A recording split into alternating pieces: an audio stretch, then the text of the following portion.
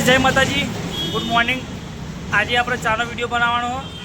અંકાલ તળ મેં વિડીયોમાં કીધું હતું કે આપણે ચાનો વિડીયો બનાવશું। તો આપણે એમાં તકલીફ દૂધ વેડશું, તમે જુઓ।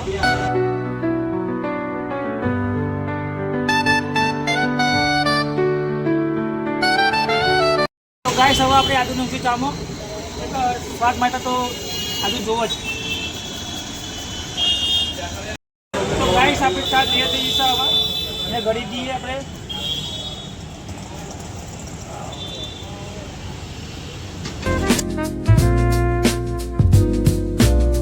કાકાને આપણે ચાલશું, કાકાને થી ચાલ લાગી એમને પૂછશું આપણે।